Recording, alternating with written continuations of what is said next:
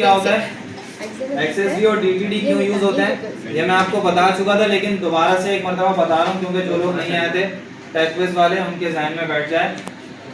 DTD और XSD को क्यों हम इम्प्लीमेंट करते हैं। DTD का मतलब होता है डॉक्यूमेंट टाइप डेफिनेशन, ठीक है, मतलब कि जो XML का डॉक्यूमेंट होगा उसकी जो डेफिनेशन होगी वो DTD के अंदर डिफाइन करेंगे। मतलब कि आपको बताना उसके अंदर कितने एलिमेंट्स आएंगे, कितने रूट एलिमेंट्स होंगे, कितने चाइल्ड एलिमेंट्स होंगे, ठीक है, तो ये आप DTD में डिफाइन करते हो, सही है। अच्छा, अब DTD के अंदर मसला क्या था, एक ड्रॉबैक था कि आपका जो आपकी ये डेटा टाइप थी ना वो सिर्फ दो ही प्रोवाइड की गई थी, एक थी PC डेटा और एक थी C डेटा। PC डेटा का मतलब क्या है, 5 कैरेक्टर डेटा, ठीक है, इसके अंदर क्या होता है सिर्फ टेक्स्ट इन्फॉर्मेशन होगी, और कैरेक्टर टाइप डेटा में क्या होगा, सिर्फ उसके अंदर कैरेक्टर होंगे, तो हम PC डेटा को यूज करते थे। लेकिन अब मसला क्या है कि इससे ज्यादा एडवांस चीज हमारे पास आ गई XSD। XSD में क्या होता है, XSD की फुल फॉर्म होती है XML स्कीमा डेफिनेशन। मतलब ये क्या करती है, ये भी XML के डॉक्यूमेंट को डिफाइन करती है कि भाई उसके अंदर कितने एलिमेंट्स आएंगे, कितने रूट एलिमेंट्स होंगे, कितने चाइल्ड एलिमेंट्स होंगे। जैसे फॉर एग्जांपल मेरे पास ये बुक्स का डेटा है, तो बुक का एक रूट एलिमेंट है मेरे पास और उसके अंदर कितने 4 चाइल्ड एलिमेंट्स हैं, ठीक है। तो यहाँ पे हमने DTD डिफाइन की हुई है, एक्सटर्नल DTD बनाई हुई है हमने, इंटरनल भी बनती है लेकिन हमने एक्सटर्नल बनाई हुई है। एक्सटर्नल फाइल जो कि .dtd करके सेव होगी, ठीक है, उसके अंदर आप जो DTD डिफाइन करोगे, आपने यहाँ पे बताया हुआ रूट एलिमेंट क्या होगा, बुक्स के नाम से होगा, हमने बना दिया बुक्स के नाम से रूट एलिमेंट। अब उसके बाद हमने उसके चाइल्ड्स को डिफाइन किया एक-एक करके। चाइल्ड्स कौन कौन से थे, टाइटल, ऑथर, प्राइस और पब्लिशर। तो यहाँ भी बने हुए देखो, टाइटल, ऑथर, प्राइस और पब्लिशर, 4 हमारे पास चाइल्ड एलिमेंट्स बन गए, ठीक है। अच्छा, अब इन चाइल्ड एलिमेंट्स के अंदर जो इन्फॉर्मेशन होगी वो किस टाइप की होगी, PC डेटा हमने उसके अंदर डेटा टाइप ले ली, ठीक है, ये सिंपल हमने DTD के अंदर देखा था। अच्छा, अब इसके अलावा बात आती है XSD की। तो XSD में क्या होता है, XSD XML स्कीमा डेफिनेशन, मतलब के XML के अंदर किस टाइप की जो है आपके पास डेटा होगा, उसका जो उसकी डेफिनेशन होगी वो क्या होगी, कितने रूट एलिमेंट्स होंगे, कितने चाइल्ड एलिमेंट्स होंगे, ये सब चीजें। अच्छा, स्कीमा बनाने के लिए हमने देखा था कि हमारे पास क्या होना चाहिए, सबसे पहले एक रूट एलिमेंट होना चाहिए, किस नाम से, हाँ भाई, किस नाम से होना चाहिए,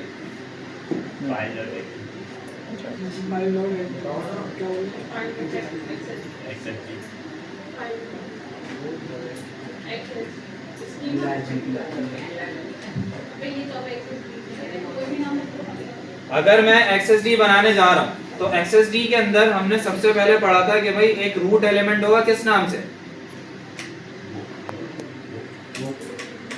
हाँ, ये क्या कहलाता है, अच्छा ये बता दो मुझे, ये क्या होता है, प्रोलॉग होता है, ठीक है। प्रोलॉग के बाद हमें क्या बताना पड़ेगा, एक स्कीमा डिफाइन करने जा रहे हैं, तो स्कीमा डिफाइन करने के लिए एक रूट एलिमेंट बनाते थे, कौन सा, किस नाम से, स्कीमा के नाम से, जबरदस्त। तो स्कीमा के नाम से एक रूट एलिमेंट आएगा। अच्छा, इसको भी मैं सजेशन पे क्लिक करूंगा तो मेरे पास ये सजेशन आ जाएगा बाय डिफॉल्ट, लेकिन मैं सजेशन से नहीं चाह रहा, मैं आपको इस तरह बताना चाह रहा हूँ। तो एक स्कीमा का हमने रूट एलिमेंट बनाया था और उसके अंदर हमने एक नेम स्पेस को कॉल किया था, किस नाम से, नेम स्पेस को कॉल करने के लिए क्या करते हैं, XML NS, ठीक है, और इसके अंदर नेम स्पेस कौन सा था, वो वाला www.w3.org/XML स्कीमा, और 2001 इससे पहले था /XML स्कीमा। ये क्या बताता है, ये आपका नेम स्पेस होता है, ये डिफाइन करता है कि भाई जितने भी रूट एलिमेंट्स, जितने भी एलिमेंट्स होंगे, एट्रीब्यूट्स होंगे, तमाम के तमाम कहाँ से बिलोंग करते हैं, इस नेम स्पेस से बिलोंग करते हैं, ठीक है, हमने ये बात की थी। अच्छा, अब इसी नेम स्पेस को मुझे अंदर तमाम एलिमेंट्स के अंदर यूज करना है, तो वो किस तरह होगा। अच्छा देखो, अभी ये XSD कौन सी है, किस टाइप की है, इसकी टाइप क्या है, कॉम्प्लेक्स टाइप की है। तो कॉम्प्लेक्स टाइप XSD बनाने के लिए क्या करते हैं, पहले तो हम रूट एलिमेंट का नाम देंगे, तो एलिमेंट हमने यहाँ पे डिफाइन किया, एलिमेंट का नाम क्या है, रूट एलिमेंट कौन सा हमारा, बुक्स के नाम से। अंडर द एलिमेंट टैग हमें क्या डिफाइन करना है, हमें डिफाइन करना है XML पूरी, और XML कौन सी टाइप की है? कॉम्प्लेक्स टाइप की। तो हम यहाँ क्या लिख देंगे? Complex type. और कॉम्प्लेक्स टाइप के अंदर क्या लिखेंगे? सीक्वेंस है, तो सीक्वेंस लिख देते हैं, ठीक है। और इसके अंदर हमें चाइल्ड एलिमेंट्स को डिफाइन करना है। चाइल्ड एलिमेंट्स कौन कौन से हैं हमारे पास? अब एक एक करके एलिमेंट्स को डिफाइन करेंगे। तो एलिमेंट्स को डिफाइन करते हैं। सेल्फ क्लोजिंग होगा, ये ध्यान में रखना। और इसके अंदर क्या क्या चीजें होंगी? नेम होगा सबसे पहले। तो नेम कौन सा है? चाइल्ड एलिमेंट पहला कौन सा है? टाइटल। उसकी डेटा टाइप भी होगी, तो यहाँ पे टाइप लिखेंगे। डेटा टाइप उसके अंदर कौन सा डेटा है? स्ट्रिंग का। अगर फॉर एग्जांपल यहाँ पे होती आईडी, तो हम आईडी को क्या लेते?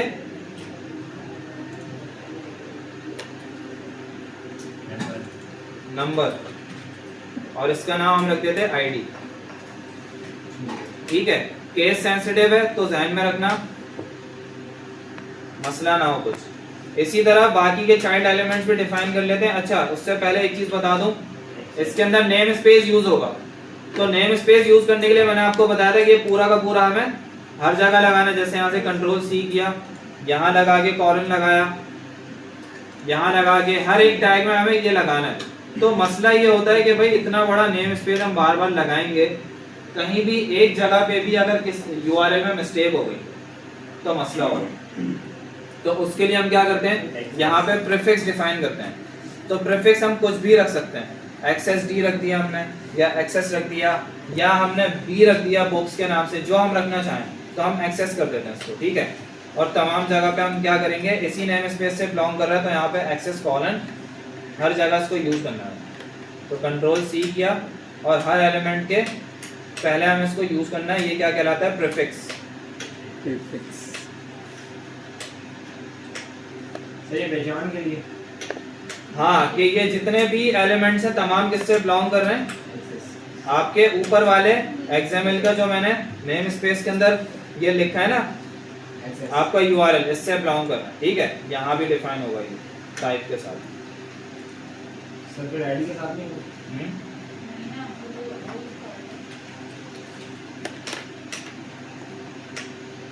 दूसरा चाइल्ड, तीसरा चाइल्ड और चौथा, 4 है ना। तो यहाँ जाके आईडी के अलावा और क्या है? ऑथर। ऑथर की डेटा टाइप क्या होगी?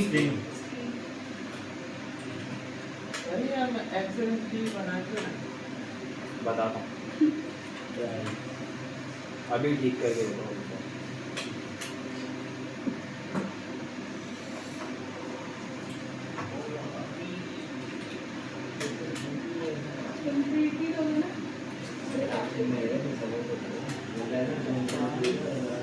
पहले पढ़ लो, बाद में ले लेना ट्रीट,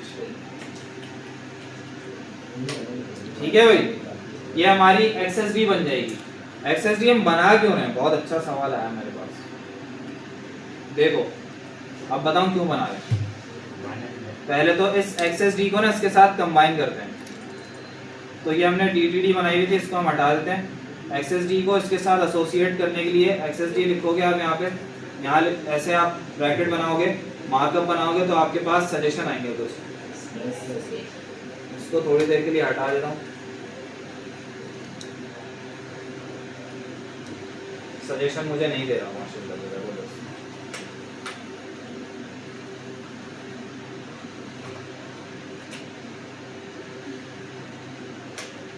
ये इंसर्ट XML स्कीमा एसोसिएशन, इसको एंटर करूंगा और यहाँ XSD की फाइल का नाम दे दूंगा। तो मैंने स्कीमा के नाम से बनाया था।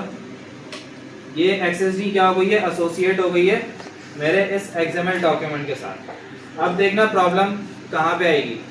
फॉर एग्जाम्पल ये XSD बनी हुई है, इसको मैं दोबारा से यहाँ पे स्प्लिट करके खोल लेता हूँ, और ये XML का डॉक्यूमेंट है।